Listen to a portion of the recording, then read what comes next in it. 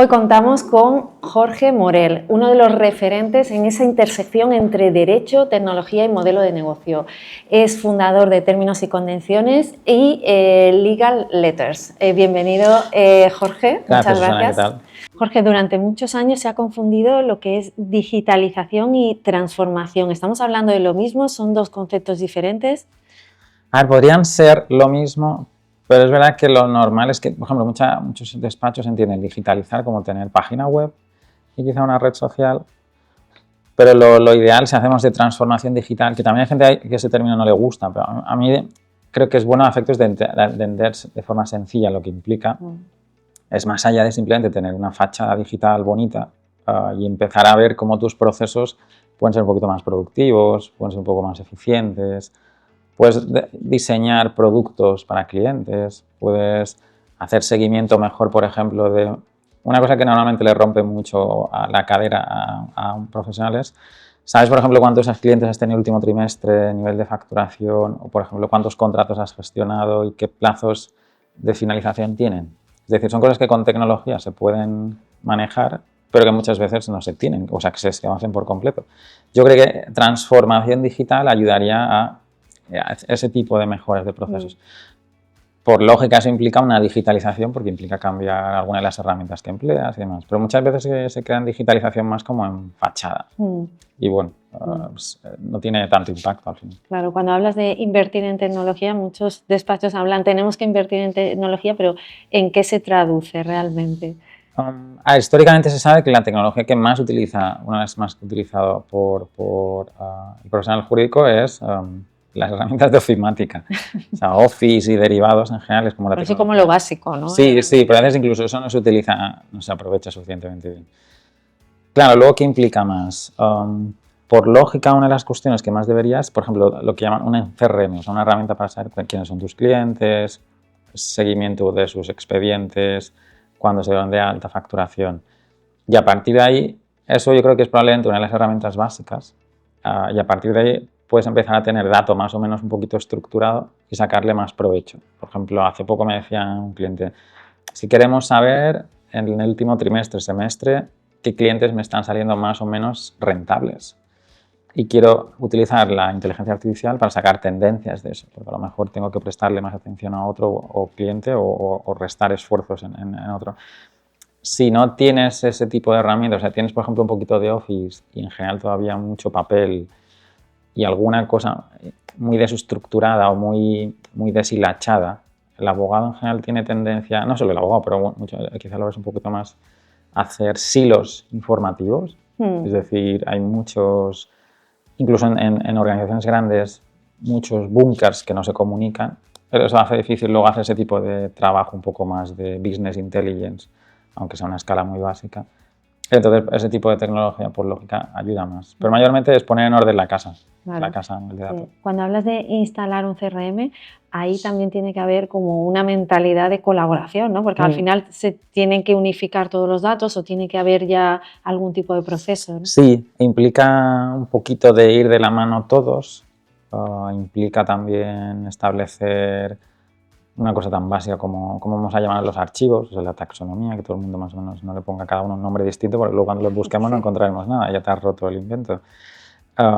Y implica también cierto liderazgo, o sea, que alguien esté ahí delante un poco, siempre dicen que tiene que haber un poco el que le impulsa, o sea, el innovador, y luego el término anglosajón le llaman el first follower, o sea, el primer seguidor, o varios primeros seguidores, o sea, tus fans, y que esos impulsan un poco esa implementación de tecnología. Claro. Y luego poco a poco, si se hace bien, lo normal es que eso se vea el impacto positivo.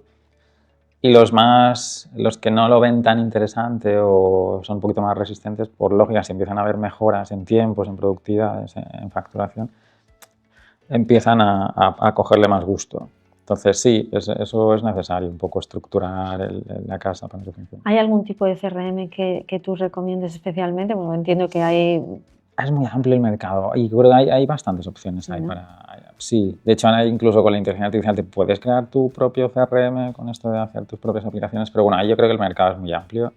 Una herramienta que esté en la nube, de forma que si te tienes que mover puedas ver desde el móvil o cualquier otro, puedes hacer el seguimiento del despacho y que la gente pueda actualizar datos a distancia, La verdad es que yo creo que ahí es probablemente una de las herramientas más, tipo las herramientas de jurisprudencia, bases de datos, quizás son de las más, de la legal tech más asentada, o sea que ahí tienes bastante variedad. Tú tienes un concepto que es ingeniería jurídica, Sí. que es, que bueno, lo he visto en diferentes intervenciones tuyas. ¿A qué te refieres? ¿Cómo lo concibes? Sí, o sea, o sea, en sí no es mío, los anglosajones le llaman eso a legal engineer, o sea, ingeniero jurídico. La ley de ingeniero jurídico es, quizá no tiene por qué ser organizaciones muy grandes, pero a partir de organizaciones un poco más de 10, 15, 20 profesionales, en general los abogados y los informáticos hablan idiomas que no se entienden, entonces ahí tenemos un problema. El profesional jurídico muchas veces quiere hacer cosas con la tecnología que no sabe pedir, no sabe plasmar la pregunta. Y el informático no lo acaba de comprender y tampoco a veces tiene el interés en comprenderlo. Entonces ha empezado a salir hace ya unos años este perfil de ingeniero jurídico que hace de puente. Es alguien que entiende el problema jurídico, pero es capaz de sintetizarlo y hacerlo más fácil de comprender al tecnológico para decirle, oye, mira, el departamento mercantil, cuando te dice que está gestionando cada año un centenar de actas de juntas y que le gustaría poder automatizar el proceso de... Quiere decir que tienes que hacer una hoja con estos campos y que sería bueno que se rellenaran con esta información. Tal. Hay una herramienta que eso lo haga y le dice al ingeniero, a la parte técnica, o puedes ayudarnos a hacer tú eso. Entonces es alguien que entiende el problema jurídico, pero lo sabe traducir al técnico y también entiende el lenguaje del técnico. De forma que cuando el técnico le dice, no, mira, esto es muy complicado por esta razón, porque no tenemos el dato así, o porque tiene este coste, por qué conectar. Y entonces le sabe dar esa información al profesional jurídico también traducida. Entonces, son perfiles que yo creo que tienen mucho futuro y cada vez hay un poquito más. ¿Dentro de los despachos o fuera? En los despachos, especialmente los un poco más grandes, cada vez hay más perfiles híbridos de este punto, porque te da mucha versatilidad. Porque eres capaz de estar en una reunión donde hablan de protección de datos y te das cuenta que ahora hay que hacer auditorías en temas de datos que impliquen inteligencia artificial y que quizá ahí puedes implementar tecnología para hacerse un poquito más rápido o más volumen. Y eres capaz de explicarle al técnico qué necesita ese departamento para hacer la mejora. Entonces, si lo tienes en casa, genial. Pero también empieza a haber consultores, ¿no? Consultores que hacen ese trabajo. Claro. Hablando de perfiles no jurídicos, hemos visto a nivel internacional que se están nombrando directores de estrategia de IA. ¿Cuál es la tendencia? ¿Qué visión tienes de eso? ¿Necesita un despacho contar con un tipo de perfil? También lo hemos visto en España. ¿Hay algún despacho que está incorporando estos perfiles? Aquí hay un poco de todo. Yo entiendo que está la parte de la moda. O sea, estamos en una efervescencia de inteligencia artificial, seguramente le quedan 2-3 años largos. Entonces, si la organización es grande, por lógica, puede tener sentido que se adopte esa figura. Por lógica también, si la organización es grande, ya debe tener algún perfil dedicado a innovación, ¿no? Y podría asumir esa tarea. En firmas más pequeñitas, o sea, pues 10, 15, 20, 50, lo que sea, puedes pensar que alguien dentro de la casa tiene que estar interesado en eso. Tanto en hacer el seguimiento y pensar la estrategia. Yo muchas veces lo hablaba con un socio director hace unos días, me decía, es que mi problema es que necesito encontrar horas para pensar más en estrategia de la firma. Y no solo le pasa al abogado, pero a muchos profesionales en general el día a día te come y es difícil encontrar esos huecos. Entonces, si tienes a una persona que mayormente, quizás no el 100% de su tiempo, pero la gran mayoría de su tiempo lo puede dedicar a pensar estrategia de ella o estrategia tecnológica o cómo, aunque sean pasos pequeños, al menos avanzas. Y entonces aquí el reto siempre es ese. A veces eso se puede buscar fuera, porque hay gente que dice, mira, nosotros no podemos, pero necesitamos que nos ayudes tú en esto. Y haces a veces esa labor de guía, incluso de ejecutor, o si lo puedes tener internamente, es un poco la opción. Pero bueno, sí, obviamente hay moda en ese sentido. Y a largo plazo ves, obviamente el abogado tiene que estar, pero quizás el porcentaje abogado, no abogado puede ir variando. Yo creo que sí, pero también pensaba lo mismo. Yo hace 16 años que estoy en Derecho Tecnológico, nuevas tecnologías, y es verdad que hay más gente, o definitivamente hay mucha más gente que cuando yo empecé, pero todavía me da la sensación que somos relativamente un poco rara avis, que no somos tampoco tan comunes. Entonces, perfiles así con este punto híbrido, por lógica irán a mejor, pero yo lo que aprendí en los últimos años de mucho estudiar la historia de la innovación jurídica es que se subestima mucho la capacidad que tiene el abogado del sector legal para resistirse a los cambios. somos francamente buenos para resistirnos a los cambios. Pero, por ejemplo, con la IA sí que no lo hemos visto así, ¿eh? No tanto. No tanto. Ahí sí se ha adoptado, de hecho, la estadística dice que incluso se está adoptando más que en otras profesiones. Sí, yo lo creo. Y yo creo que mi argumentación en este caso, y un poco lo que se está diciendo, es porque el abogado es un profesional del conocimiento, esto que llaman el knowledge worker, y mayormente hace dos cosas, que es utilizar su tiempo y utilizar lo que está en su cabeza, o sea, pensar. Y la IA lo que mayormente hace es aplastar el tiempo y sube el nivel del conocimiento, para bien y para mal. Entonces, el profesional lo que creo que está viendo es que eso le puede ganar, le puede permitir hacer más cosas en menos tiempo y, por lógica, un poco mejor. Y incluso ganar áreas de conocimiento o reforzar. Entonces, yo creo que buena parte de la razón, de hecho, más de 1, 2 y 3 abogados me están diciendo, no, he ganado horas, tengo más tiempo, o puedo hacer más cosas, o puedo asumir más carga. Entonces, yo creo que por eso la IA está triunfando a escalas, hasta el punto de, eso se ha analizado incluso ya. ¿Cómo puede ser que pase el tiempo, cada vez más abogados presenten escritos con alucinaciones, sean incluso sancionados? Por lógica, eso debería dar miedo a la profesión y decir, uy, no hagamos esto. Y no deja de crecer el uso de eso y el uso y la cantidad de casos de alucinaciones. Es decir, más multas o más casos no están haciendo que la gente se retraiga. Todo lo contrario, te viene gente como pidiendo más. Entonces, parte de mi argumentación es que al ser un aplastador de tiempo muy potente y un complementador de conocimiento muy alto, yo creo que por eso se ha abrazado con tanto interés. ¿No ves tanto ese miedo que se supone va a acabar con los abogados que vemos en muchos titulares? Lo hay. Yo sinceramente creo que va a acabar con parte de la profesión. O sea, medio largo plazo, y el cambio puede ser serio. Es probablemente una de las amenazas un poco más serias que vamos a tener en la década vista. O sea, yo sí creo que va a haber cambios serios en la profesión por esos dos elementos, porque está igualando el nivel del agua por abajo en muchos sitios y no va a dejar de subir a nivel de conocimiento, y el tema del tiempo. Ahí está la parte de abajo de los juniors, ¿no? Que por se ejemplo, habla tanto de eso, ¿no? Exacto. Pero incluso los seniors que quizá no tengan un nivel de especialización muy alta o hagan tareas un poco más genéricas, más comunes, el conocimiento de estas herramientas no hace más que subir. Entonces yo creo que hay hay mucho despiste. El despiste es hiper generalizado, pero me parece normal porque es complicado un poco el mundo de la AI. Hay hiperinterés, o sea, hay un interés constante y también es una cosa que también se mira mucho cuando una idea se difunde, la difusión de la innovación. O sea, porque tú tienes una idea que es buena, hay veces que fracasa muy rápidamente, aunque objetivamente era buena. Entonces, se ha estudiado el porqué, y especialmente en el sector jurídico es importante porque el profesional mira mucho lo que los de alrededor hacen. El mimetismo cuenta mucho. Y si el mimetismo dice que yo no quiero ser el raro que hace algo que los casi, entonces me voy a quedar ahí. Pero cuando todo el mundo está haciendo cosas de ella, hay como cierta necesidad. FOMO, ¿no? Sí, hay un FOMO total. El Fear of Missing Out está, hay un FOMO completo. Y eso hace que se estén lanzando incluso con los miedos de alucinaciones, con anonimización. Hay como una necesidad de, oye, esto está pasando, tiene utilidades prácticas obvias. Las más obvias se están viendo a nivel individual, el problema va a ser escalarlas a organizaciones, eso es lo que llevará más años. Claro.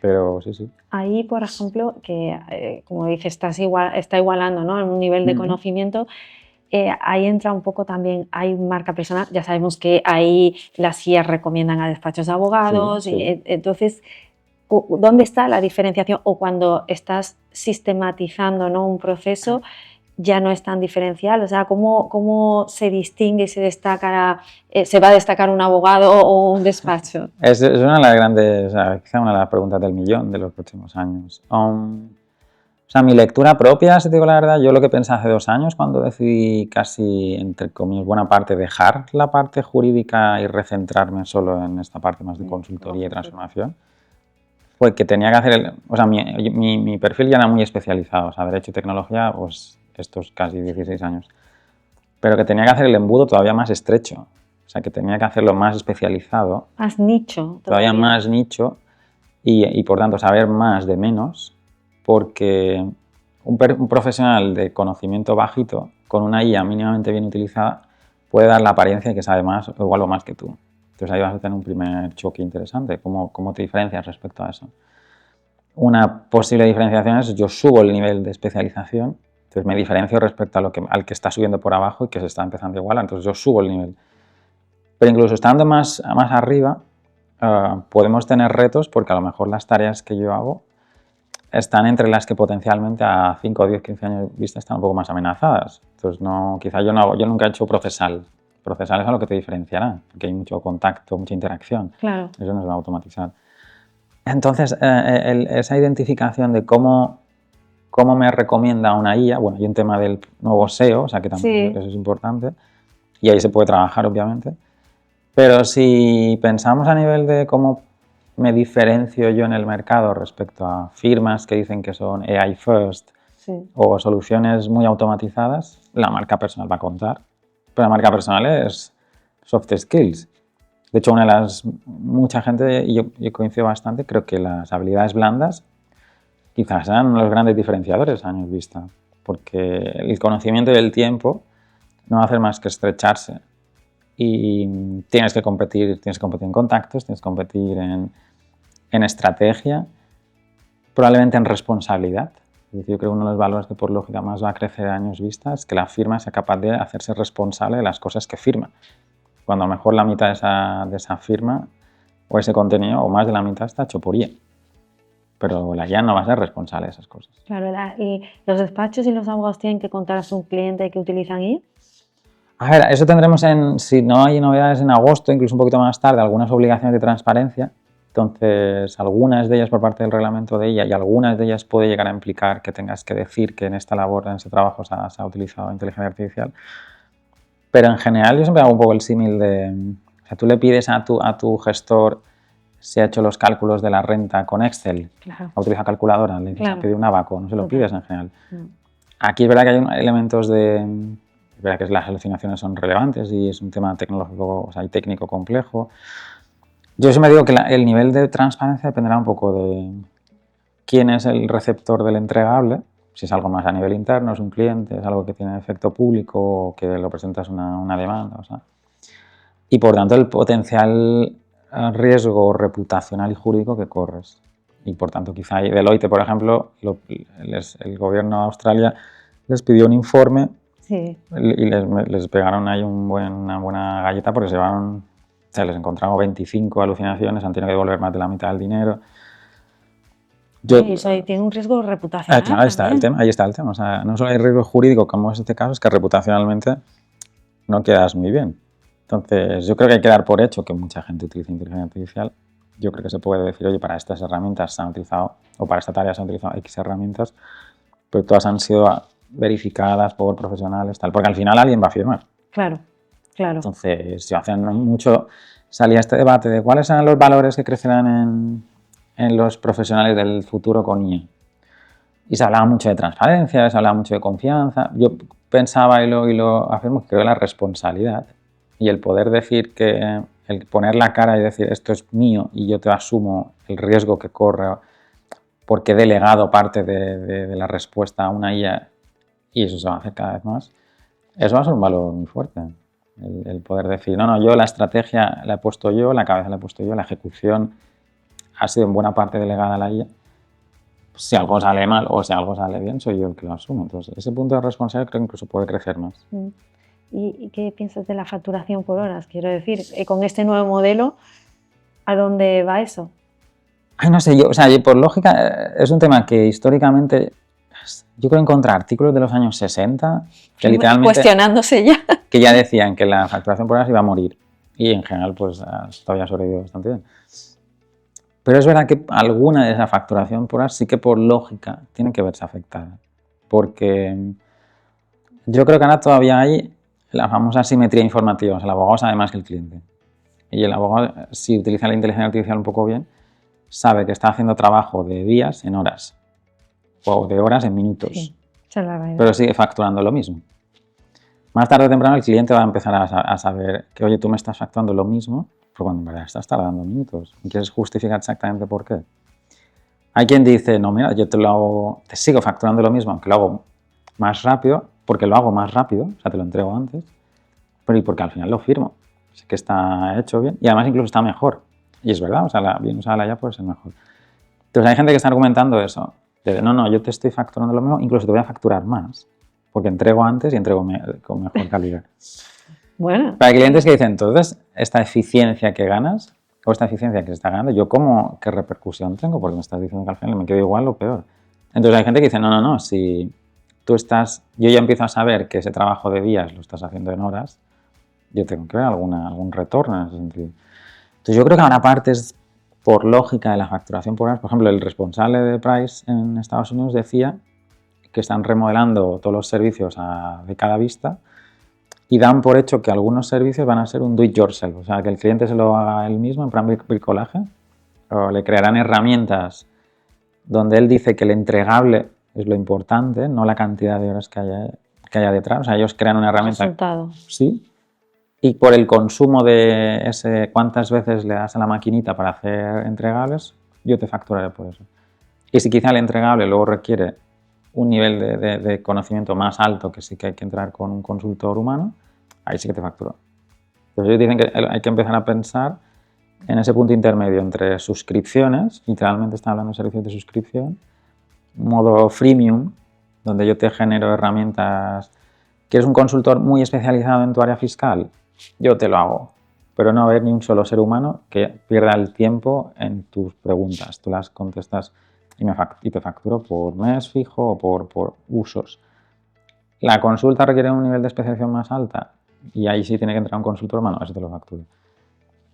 No me parece el todo mal planteamiento esa idea. Bueno, estamos hablando de un cambio de mentalidad total, de no puedes coger y llamar a tu abogado, a esa disponibilidad de llamarle a la hora que sea, ya es otro modelo de negocio. Eso, sí, pues en la tecnología irá mucho más lento de lo que yo creo que pensamos en general.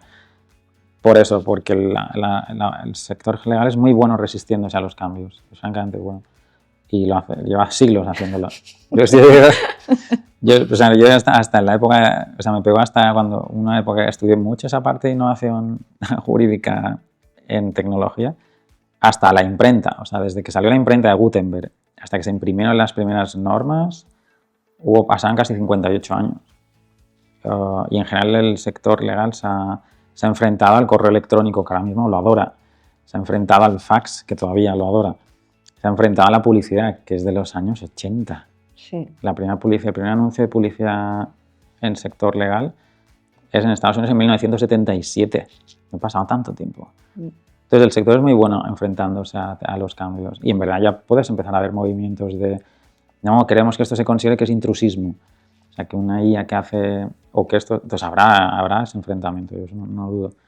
Pero eso nos llevará por lógica, llevará a cambios serios más tarde o temprano. Hay gente que no lo luchará tanto, sino que verá la ventaja y quizá por ahí firmas más pequeñas, más boutique, que entiendan ese proceso de cambio, quizá le pueden adelantar a firmas más grandes, más clásicas, que tengan procesos de decisión muy lentos, que se piensen mucho algunos movimientos y que como el mercado al final pues es verdad que pueda evolucionar rápido, vean ahí una diferenciación y digan, mira, no, yo aquí me adelanto. Claro, porque también depende cada despacho del tipo de cliente. Quiero decir que a lo mejor un cliente del IBEX 35 no va a buscar en ChatGPT, recomiéndame un abogado, ¿no? Entonces a lo mejor la evolución o la forma de adaptarse a la IA, a las nuevas tecnologías, va a ser irregular, ¿no? Sí, en gran firma también algunas cosas que se pueden ver es que quizá incluso hay la firma adoptando tecnología o en el caso concreto de IAs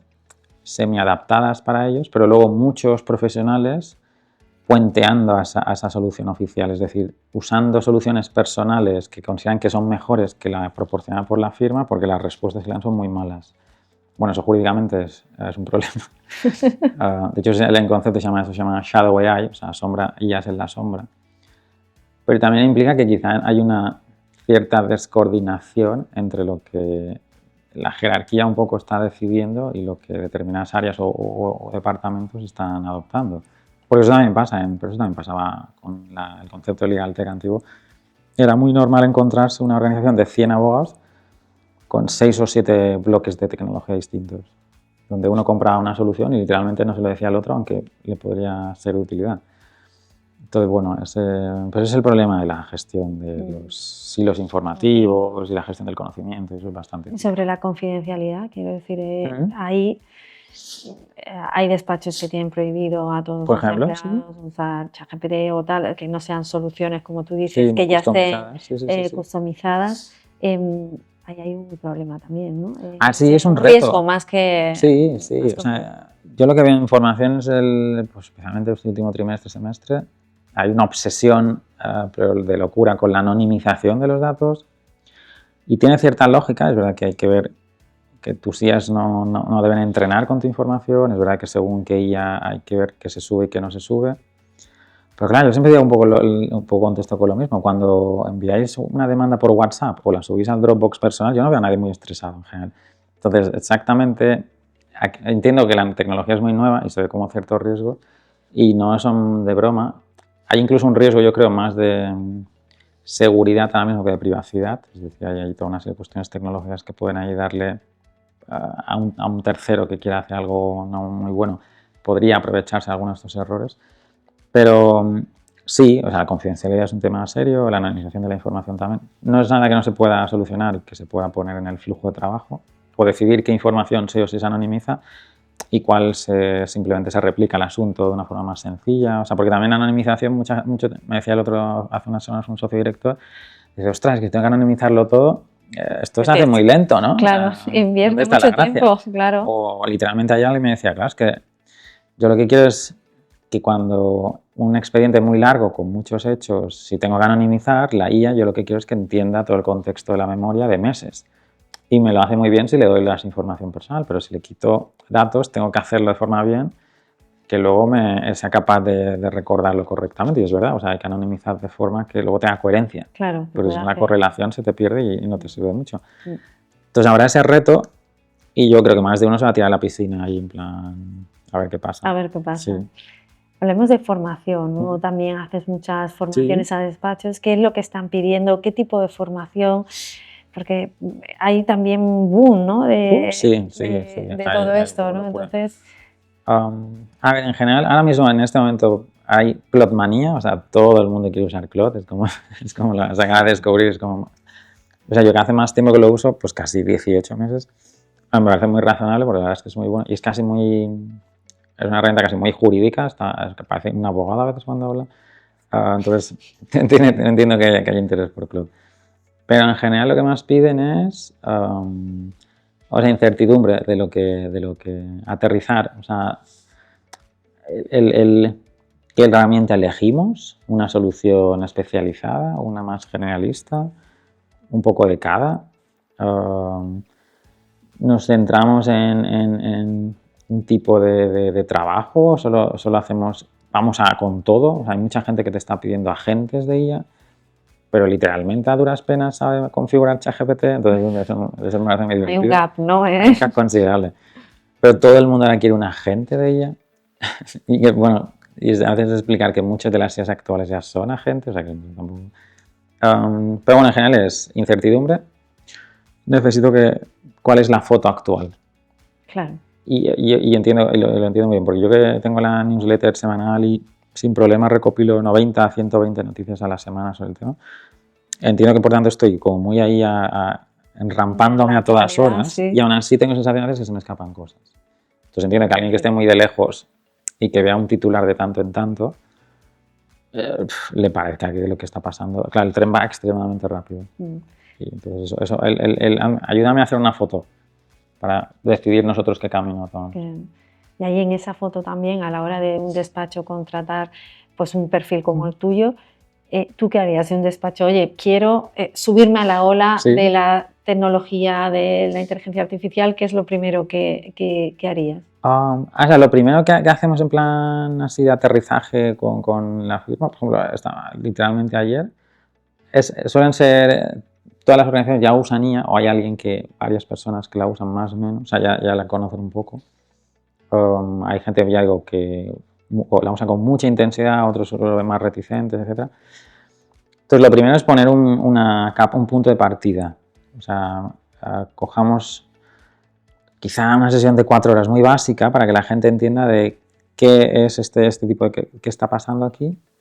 qué usos se pueden realizar, pero más allá de los típicos, porque mucha gente que me encuentro es que mayormente la usa para hacer búsquedas tipo Google, Sí, un poco de prompting, ¿no? sí, un poquito de resumen, alguna traducción y algún archivo así un poco más, pero entonces, una vez que asientas conceptos básicos, lo siguiente es, oye, el abanico de usos es gigante, pero literalmente gigante. Entonces, mira todo lo que se puede hacer. Y ahí la gente empieza a ver como los ojos de cosas que ni tan siquiera se le había pasado por. Un elemento que se ve mucho es que ahora hay que hacer más bloqueo mental que tecnológico. O sea, hay mucha gente que no concibe que una herramienta así se puede utilizar, por ejemplo, para las notas manuscritas que acaba de tomar en una reunión, hacerle una foto y decirle que extraiga el texto y que con eso le haga un resumen. Es un cambio de chip que ni tan siquiera la gente concibe, y así a todas las escalas. O que te puedes crear una simulación tridimensional de un accidente o un problema que ha habido de unas goteras y utilizar esas imágenes o ese vídeo para un informe de peritaje y hacer más fácil de entender eso. Y que si se lo pide, ayer también me decían, pero si subo fotos de un accidente y el sitio donde ocurre el accidente, ¿me puedo crear un escenario tridimensional? Sí. Entonces, una vez que pones el patrón de este es el escenario de juego, esto es lo que puedes hacer, el siguiente suele ser ¿qué te duele? Claro. Porque eso lo sabes. Entonces, ¿qué te duele a nivel organización? No mucho, pero 3 cosas que te duelan a nivel de la organización o por sectores. Y ahora que habéis visto lo que se puede hacer y las cosas que te duelen, alguien tiene que empezar a ponerle solución. Aunque sea, hay que unir esos dos puntos. Aunque sean una al mes, pero hay que empezar a hacer camino. Entonces hay que buscar, elegir una solución o una más una, que yo suelo decir, una fuerte y una que complemente, y empezar una lista pequeña de, o sea, cada uno a su ritmo, no me importa, no es en plan todo agentes mañana mismo, pueden ser cosas infinitamente más sencillas, pero hay que empezar a poner a moverse. Entonces, eso es un poco lo que se puede ver. Pero el grado de incertidumbre es muy alto, que me parece. A nivel de posicionamiento, lo hemos comentado antes, hay muchos despachos que también quieren posicionarse. Oye, estamos adoptando la IA, las tecnologías. Tú puedes ver, se puede ver desde fuera qué parte es realidad, qué parte es marketing, porque eso siempre sí, hay ocurre, mucho, hay postureo, sin duda. La web, a mí me parece una cosa muy indicativa. Si la web es muy sencilla, muy antigua, en general a mí me transmite que no hay especial interés en tecnología. O sea, que es como muy básico. O sea, hay tecnología, pero habrá un poquito de Office, un poco de ChatGPT por aquí suelto. Esas cosas así un poco de aquella manera. Si la web es muy bonita, pero muy básica a nivel funcional, también es un indicador de que hay cierto postureo, o sea, que se le da más importancia. Cuando hablas de funcional... Que literalmente hay un formulario de contacto, quizá un blog, quizá un newsletter trimestral y un poquito más. Pero que, por ejemplo, no tiene, yo qué sé, un asistente para contestar preguntas básicas, un sistema para agendar de forma automatizada, un acceso a una intranet para que un cliente pueda ver expedientes o información propia. O sea, que no se cuenten, o que siempre tiene redes sociales muy desactualizadas. Entonces, bueno, puede ser que se le da más importancia estética, que también suele pasar, no solo en la profesión, pero suele pasar. Pero a mí me da esa pista de, bueno, interesa, pero quizá interesa más a nivel de un poco la fachada. Entonces, desde externamente eso suele pasar. Y luego en función de los mensajes a veces que se transmiten. No usamos, o sea, el abogado históricamente es una cosa que también se ha analizado mucho. Somos muy malos produciendo, tenemos unos niveles de productividad muy malos, porque ha habido mucha tendencia a... Pensamos que todo lo que hacemos en general es muy artesanal, o sea, que cada demanda tiene que ser un caso especial, cuando no es verdad, o sea, que hay muchas... O sea, una profesión, y eso es una cosa que se está aplicando mucho en IA, efectos de qué profesiones van a ser más impactadas, ¿no? Una profesión en verdad son muchas tareas. Y no todas las tareas son artesanales, muchas son procedimentales. Quiere decir que tienen un inicio y un final que por lógica no va a cambiar mucho.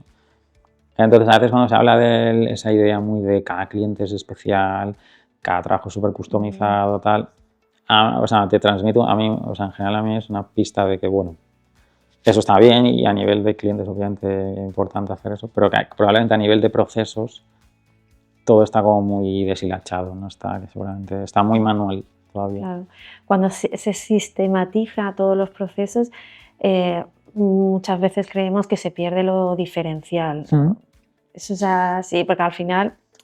Sí, a ver, también puedes generar diferencia con sistematización, creo yo. Es decir, sistematización por lógica implica estandarizar tanto conocimiento como prácticas, como formas de hacer, y eso te lleva, por ejemplo, más volumen, o más alcance, o reducir tiempos. Y esos tiempos o ese volumen puede ser más facturación o puedes dedicarlo a otras cuestiones. Entonces, la sistematización bien hecha, en verdad, yo creo que puede ser una diferenciación. Pero bueno, también es verdad que sistematizar en general se entiende como industrializar. Claro. Y hay bastante, es un concepto que eso nos gusta mucho en la profesión. Entonces, ahí tiene un papel las ALSP, de alguna forma, sí. Digamos que han utilizado esa eficiencia. Totalmente. ¿Y crees que con la IA qué papel va a seguir teniendo este modelo? Por lógica más, es decir, el ALSP como proveedor alternativo de servicios legales, lo que nace como respuesta a la industrialización del sector. Es decir, o sea, yo esto lo he explicado muchas veces y lo he visto en muchas informaciones. La idea es que con el tiempo el profesional mayormente lo que transmite es conocimiento jurídico, pero empieza a haber, se resquebraja el sistema. Internet resquebraja el acceso al conocimiento, entonces eso ya cambia. La tecnología poco a poco empieza a permitir el acceso a otras cuestiones. Entonces, primero, el profesional pierde la exclusividad sobre el conocimiento jurídico, eso ya un poco le rompe la figura. Y luego algunas de las tareas que el profesional hace no aportan absolutamente nada a nivel... O sea, son revisarse 100 contratos de una forma muy mecánica, jurídicamente no aportan nada. Claro. Entonces, esos escalas y esos volúmenes empieza, y ese tema de que el conocimiento jurídico empieza a resquebrajarse hace necesario que aparezcan proveedores alternativos que se especializan en, mira, yo te monto el andamio, tú decides cómo vas a construir arquitectura de la casa si quieres y tú dedícate al interior, haz la estrategia tú, yo no te voy a decir qué artículo aplica, pero para tú hacer ese trabajo yo tengo que revisarme 150 contratos. Entonces eso es proceso y eso es industrialización y ahí la IA por lógica no va a hacer más que aumentar esa escala de forma muy, muy considerable. Hay un caso bastante conocido de un Zach Shapiro, creo que se llama, es un abogado norteamericano que se ha hecho muy ruidoso esto mes y medio, porque es una boutique pequeñita de 2-3 profesionales que ha explicado cómo ha usado Claude, o sea, una de las ideas así un poco más destacadas, a un nivel súper avanzado, y la verdad es que ha hecho cosas muy chulas, y ha podido competir de tú a tú con firmas de 20, 25, 30 abogados. Diciendo, mira, mi sistematización y procesos hace que publicó un artículo un poco que contaba eso y tuvo como 8 millones de visualizaciones en Twitter. Entonces, la sistematización bien hecha genera diferenciación porque esta persona se ha convertido en una referente de la innovación y compite de tú a tú con... Y él, por ejemplo, argumenta que, dice, ¿cómo me diferenciaré yo respecto a los demás? Bueno, yo sigo pensando la estrategia, yo sigo teniendo la experiencia de las reuniones que he tenido buenas y malas y sé si un cliente o un tercero quiere negociar así o así, pero una cosa que antes me iba a llevar 3 días, ahora literalmente la he hecho en 2 horas, porque sabía qué decirle y cómo buscarlo. Claro, ahí es donde veo que a lo mejor a las ALSP le va a salir competencia. Por lógica, sí. Puede salirles, natural, ¿o no? Puede salirles competencia y también podría salirles más oportunidad de mercado, porque por lógica habrá más tarea. Si en verdad hay más tarea del propio conocimiento que se va a automatizar, quizá las LSPs pueden tener más capacidad de entrada incluso. Porque la LSP es verdad que ha tenido cierto éxito, pero no ha tenido el éxito quizá que se esperaba hace 6, 7, 8 años. Quizá en mercados un poco más anglosajones y demás. Pero por lógica tiene que favorecerles la jugada. Porque ya no solo automatizar más, que es algo que se puede hacer en muchos años, sino generar en ese proceso, en la automatización, generar contenido y hacer flujos mucho más largos, mucho más complejos. Entonces, por lógica, tiene que irles a mejor la jugada. En esa carrera de IAs generalistas frente a IAs jurídicas que estamos viendo, Harvey, Legora, ¿quién crees que puede ganar esa carrera? ¿Qué diferencia hay? Ahora hay un debate, ¿no? Con eso, ¿no? Sí, vamos, hay una obsesión. A ver, yo en general, todos los cursos del año pasado, que un poco empecé ya hace 2 años, pero el año pasado empecé muy en serio con el tema desde inicios del 25. Claro, yo con tecnología y legal tech, o sea, legal tech creo que se ha pervertido un poco el término, pero legal tech la idea es que yo la entendí siempre como herramientas, o sea, lo que puede usar el profesional para ser más productivo, tecnología puede usar, y vender mejor. Que eso es la IA, realmente. Que una de esas cosas es la IA. Entonces, en 2016, luego el término se ha empezado a utilizar más para hablar de derecho jurídico, derecho informático, o sea, más comercial y ya está. Entonces, cuando ahora tuve muy claro los últimos 2 años que como que me reinventaba y me reiniciaba otra vez 100% a la parte un poco de transformación digital, 100% focalizado ahí en IA, para hacer el embudo más estrecho, pensé, ¿qué hago? ¿Me centro en lo que ofrece el mercado, que me lo conozco de hace tiempo, o lo que está empezando a surgir parece que tiene potencial fuerte? Y yo no sé, vi muy claro que las IAs generalistas, o sea, un ChatGPT, un Claude, un Gemini y cosas así, te pueden hacer el trabajo jurídico al 80-90% si lo sabes preguntar. Igual que las específicas. Y sí, y luego hay un hándicap extra, y es que todas las especializadas dependen de los modelos de las generalistas. Es decir, hacer Claude o hacer ChatGPT o hacer Gemini es muy caro. Muy pocas empresas en el mundo lo pueden hacer. Entonces, lo que muchas empresas hacen, no solo en el sector jurídico, es utilizar el modelo de Claude y le ponen un envoltorio con su contenido especializado. El término anglosajón les llaman wrappers, que es un envoltorio. Entonces, yo tengo un caramelo que es Claude. Lo compro acceso a Claude por API, o sea, pago por ese servicio, y le pongo un envoltorio jurídico, que se llamará Legora, que se llamará Harvey, que se llamará lo que quieras. Y ese envoltorio a veces puede ser más grueso o más fino. Y ahí es donde intento diferenciarme. Entonces, hasta ahí la jugada no estaba yendo mal hasta hace poco, un año menos, 6 meses, porque Harvey tenía una evaluación de 8.000 millones de dólares, el Legora está en casi 2.000 y están cerrando rondas que nunca una empresa legal te hace cerrar. Y de golpe y porrazo empieza este inicio sobre todo de año a Claude a empezar a lanzar funciones especializadas para sector jurídico, operaciones, gestión de proyectos, finanzas, y la gente empieza a decir, oye, que esto me cuesta 20 y aquí me cuesta 500. ¿Cómo te diferencias? Entonces ahora el debate está ahí, si ese envoltorio, hay quien tecnológicamente dice que ese envoltorio con el tiempo va a ser suficientemente grueso como para marcar la diferencia. Pero no todos los envoltorios, por lógica, creo yo, van a ser suficientemente diferenciadores. Y quizá, no, incluso aunque lo sean, no me va a salir a mi cuenta pagar 10 veces más. No es rentable. Cuando quizá pierdo como mucho un 10-15% de funcionalidad. Entonces, yo por eso ahora mismo solo hablo de IAs generalistas para tareas legales. Conozco lo que está pasando un poco de fondo y demás. Pero bueno, que van a tener un reto serio, por mucho que Legora contrate a Jude Law, o sea, va a tener ahí una figura importante. Aquí también lo que es el concepto de derecho de las nuevas tecnologías, ¿qué va a pasar? ¿No? Porque al final, sí. Y después también creo que hay una oportunidad, ¿no?, para asesorar a empresas en todo lo que tiene que ver con inteligencia artificial, es otra línea de negocio, ¿no? Sí. A ver, yo llevo haciendo derecho de las nuevas tecnologías, 15 años largos. Mucha gente me decía, pero ya no son nuevas, siempre hay nuevas, o sea, que en verdad tampoco... Yo creo que el término un poco mucho continuará, entonces es verdad que... Pero claro, nuevas tecnologías, ahora nos referimos a IA. Puede ser IA, pero puede ser... es que claro, depende, yo siempre como lo he hecho y como lo he entendido, y todavía, aunque yo prácticamente me estoy pasando al 100% al otro lado, mantendré una capa pequeñita, oye, la vertiente, o sea, los problemas jurídicos de implementar tecnología. Si yo quiero montar de verdad un agente para que mis clientes de laboral no puedan resolver muchas cuestiones de forma regular sin tener que literalmente llamarme o hacerme correos un poco inútiles, jurídicamente, ¿cómo tengo que implementar eso? ¿Qué cláusulas implica? ¿Qué datos estoy gestionando? ¿Qué tipo de sistema de IA es de acuerdo al reglamento? Eso es asesoramiento jurídico. Yo creo que eso no, todo lo contrario, eso no va a dejar de existir, claro. Va a ser hiperrelevante, vamos, todo lo contrario.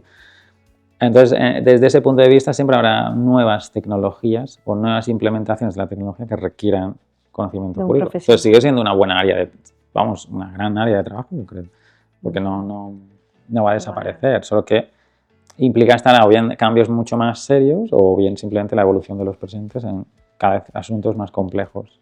De ir actualizándose. Y estar actualizándose, o sea, cómo se aplicará esa norma a ese tipo de asunto, sí, o sea, entonces mucho más sería, Pero no todo tiene por qué ser inteligencia artificial. Puede ser drones, puede ser blockchain en todos sus derivados, que ha tenido su época y su ola, pero sigue existiendo ahí haciendo cosas. Entonces, siempre habrá, aquí 10 años hablaremos de ordenadores cuánticos y también tendrán sus cosillas jurídicas, todos tendrán. Siempre va a haber, siempre va a haber un abogado. Luego tendrán a robots sentados ahí leyendo el marca y que luego dirás, ¿y este cómo cobra? Pues también tenemos eso, sí. Jorge, para terminar, me gustaría hablar también de comunicación, marketing, claro. Posicionamiento, reputación. ¿Cómo ves ahora mismo los principales retos con esto de la IA y cómo puede posicionarse un despacho ahora mismo de cara a sus clientes, de cara al mercado, teniendo todos estos retos por delante? Yo creo que vende bien. O sea, eso supongo que es el primer tema. Yo creo que todo el mundo lo tiene claro, que vende bien, o casi todo el mundo. Entonces hay interés, hay mucho interés. Mi sensación es que yo veo y hablando con socios y demás es que ya no porque el cliente empiece a pedir, oye, literalmente hay clientes, leí no hace mucho que un despacho está facturando más horas a los clientes porque constantemente les envían preguntas o respuestas hechas con ChatGPT o con IA y que muchas de ellas están mal planteadas, por tanto eran erróneas y para el despacho implicaba más trabajo. Pero que le están como facturando más. Entonces el cliente empieza a ser muy consciente de que existen estas cosas y se está intentando autorresolver sus problemas. O sea, igual que nos automedicamos, el cliente no va a ser distinto, se va a automedicar legalmente. Pero en eso puede meter la pata considerablemente. Entonces, eso significa que si el cliente sabe que la tecnología está y que tiene utilidades, más tarde o más temprano te va a pedir, oye, ¿tú cómo la usas? Y ahí entra el cómo la comunico. O sea, digo que ¿estoy haciendo una formación sobre ella para que mi cliente sepa qué me estoy poniendo al día? Sí. O sea, hay gente que obviamente lo hace y lo quiere saber eso. Pero claro, el tema es pasar, yo siempre hacía muchos años hice la broma de hay que ir más allá de la innovación por nota de prensa. Porque eso es como más fácil, eso se aguanta muy bien. El tema es si hay clientes, yo ya los he visto desde mi lado, que me dice, oye, este abogado que me sugieres usa IA. Plan, porque si no, no me interesa. Porque según qué tipo de qué mundo que es un poco más tecnológico el tipo de cliente, no quiere según qué profesionales más clásicos, aunque estén incluso muy bien reconocidos a nivel jurídico. Entonces yo creo que es muy importante. Hay mucho ruido, que también eso es obvio. Entonces diferenciarse tampoco no es fácil, pero yo creo que con cosas concretas y realistas sí que es viable. Y creo que regularidad en mostrar al cliente oye, sé que esto está pasando, me estoy poniendo al día y estoy generando soluciones para ti que puedan funcionar y las estoy comunicando con lógica, yo creo que en el medio y largo plazo es muy, muy provechoso. Y aumentar esa parte de soft skill, ¿no? De esa relación con el cliente. Por lógica, sí. O sea, por ejemplo, lo que se decía en qué profesiones hay una obsesión, yo he escrito incluso de los abogados juniors van a desaparecer por la IA. Ahora mismo el dato te dice que no, que ahora mismo con mucho hay diferencias de décimas, o sea que el cambio es muy pequeñito. Pero algunos de los estudios un poco más recientes, literalmente hace semanas, lo que viene a decir, o sea, las profesiones no son un bloque conjunto, son muchas tareitas pequeñitas. Si el junior hace relativamente poquitas tareas y de las pocas que hace, muchas la IA las hace más igual o mejor, ese es uno de los que está en el punto de mira. Entonces, ¿cómo ese perfil más joven se diferencia? Una potencial diferencia es la soft skills, esa más capacidad de contacto, de comunicación, de estar al día de que la tecnología existe, aunque no tenga la experiencia para aplicarla, sí que sabe que está ahí. También tiene una ventaja para mí contra los seniors y es que no tiene tantos vicios. Claro. O sea, no está muchos seniors ya tienen formas de hacer el trabajo, ya son con menos resistencia, entonces el junior no tiene eso es una ventaja que se la puede aprovechar. Pero, entonces creo que hay mucha obsesión, a veces equivocadamente, del profesional va a desaparecer. No, la cuestión es qué tareas del profesional van a desaparecer, porque las tareas de un junior son muy pequeñitas, tienen menos, y un trozo grueso de eso está ahí en el punto de mira, pero el senior tiene un abanico más grande de tareas y no todas van a desaparecer, entonces las que le queden, alguna de ellas también va a tener que reforzar la parte de soft skill por lógica, o esa parte más de interacción.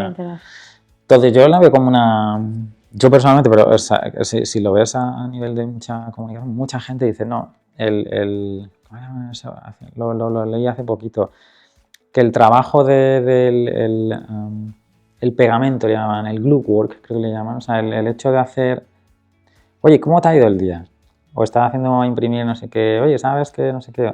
Ese contacto personal, que como concepto ha existido, quizá a 5, 10, 15 años vista que va a ser más importante. Más importante. Cuando el conocimiento en algunas áreas no hace más que se va a igualar y el tiempo no vamos a poder, o sea, ahí no tenemos nada que hacer. Esa batalla está No, perdida. eso es una batalla perdida. Hay que dar por hecho que eso está perdido. Entonces, seguramente ese pegamento de trabajo debería ayudar a diferenciarte un poco. La parte humana. La parte humana sí va a ser lo único que nos digo, o lo único. Una de las grandes cosas que nos diferencia, y ahí entra la creatividad, entra la sensibilidad, y entra la capacidad de empatizar con el cliente, en otras cosas. Sí, eso yo creo que va a ser un elemento importante porque lo más duro de las hard skills, muchas de ellas, quizá no al 100% de ellas, pero en función de la profesión, habrá porcentajes de tareas que estarán muy en el riesgo. Pues nos quedamos con esto, con la parte humana. Muchísimas gracias, Jorge. Gracias. Muy interesante.